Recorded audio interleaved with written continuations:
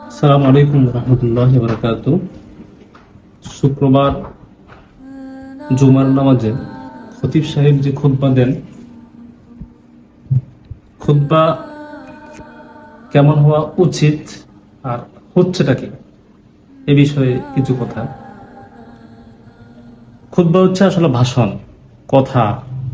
আপনি যাদের উদ্দেশ্যে খুতবাটা দিচ্ছেন, কথাগুলো বলছেন, তাদের জীবন কর্ম, তাদের জীবন আচার, তাদের সমাজ রাষ্ট্র কিভাবে চলছে, কি অসঙ্গতি এবং কিভাবে চলা উচিত, এটার পাশাপাশি অবশ্যই আপনার ধর্মগুলোর জন্য কিছু আমল আখলাকের বিষয়, ইসলামের ঐতিহ্য, ইতিহাস তুলে ধরতে হবে, বলবেন।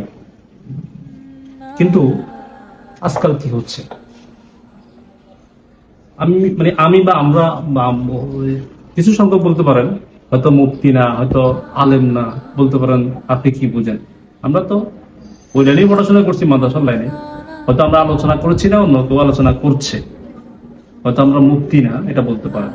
কিন্তু অন্য 8-10 জন সাধারণ শ্রোতাদের মতো তো আর আমরা না। আমরা তো আসলে বুঝতে পারি যে হুজুরের মেসেজ কি, হুজুর কি বলতে চাচ্ছে, খতিব সাহেব কি বার্তাটা দিচ্ছে, বা উনি গতানুগতিক বলছে না আসলে তার মধ্যে কিছু ক্রিয়েটিভিটি আছে, গতানুগতিকই চলছে।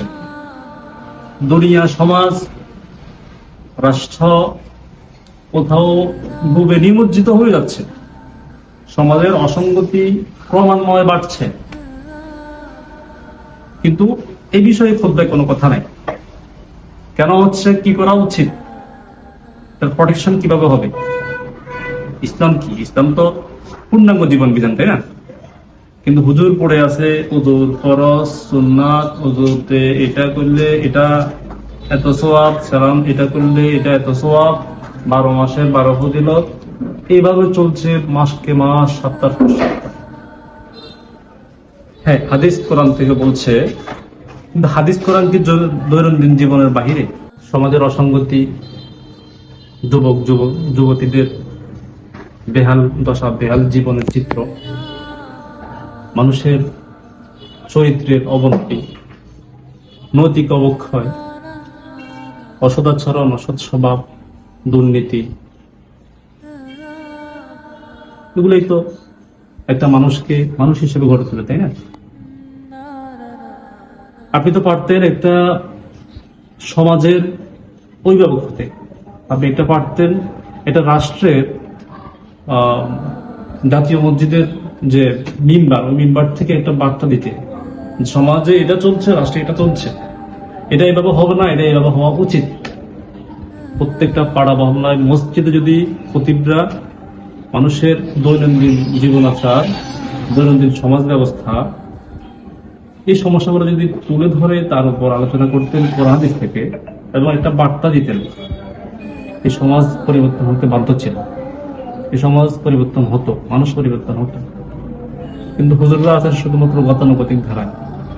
মানুষ শুক্রবারকে গরিবের হজ বলে, একদম সেই যুগে যে আতর মেখে কিন্তু মসজিদে যায়, জুমায় যায়, শুধুমাত্র 2 রাকাত নামাজ পড়ার জন্য না। খতিব সাহেব হুজুর কি বয়ান দিবে, কি বার্তা দিচ্ছে, ওটা শুনবে।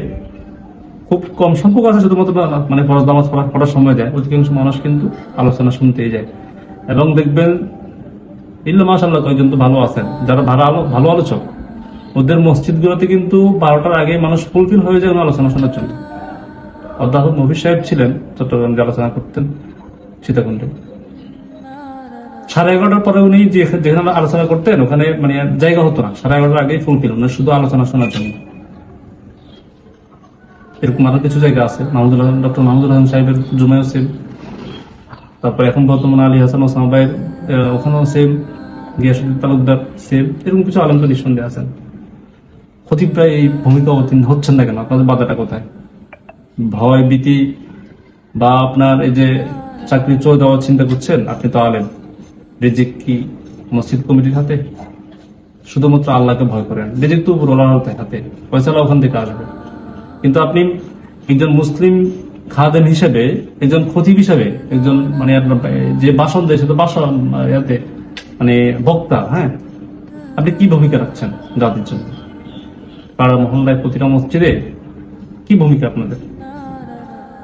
শুধুমাত্র মুস্তাহাব, এটা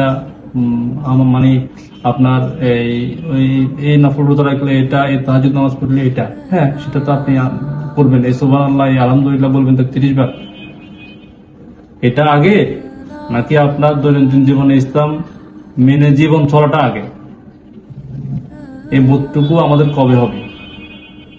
আপনাদের জ্ঞান দেওয়ার মতো জ্ঞান আমার নেই, কিন্তু এই কথাগুলো বলা উচিত। মসজিদের মিম্বার থেকে সমাজ কিভাবে চলবে, রাষ্ট্র কিভাবে চলবে, হ্যাঁ এটা আপনি বলতে পারেন এটা তো শরীয়ত রাষ্ট্র না, এটা কায়েম হবে না, কিন্তু আপনি এটা বলার পরে সাধারণ মানুষ যারা আছে এদের মধ্যে একটা ইফেক্ট পড়বে। ওরা এগুলো মেনে চলার চেষ্টা করবে, ওরা আপনার সত্য মিথ্যা যাচাইয়ের চেষ্টা করবে, ভালো মন্দ কম্পেয়ার করবে, বিবেচনা করবে। কিন্তু আপনি না বললে হবে না, তো যে যেভাবে চলতে হবে চলবে। তো আপনার কাজটা কি? নামাজ তো শুধুমাত্র ওই যে মসজিদে পড়া দিতে পারবে।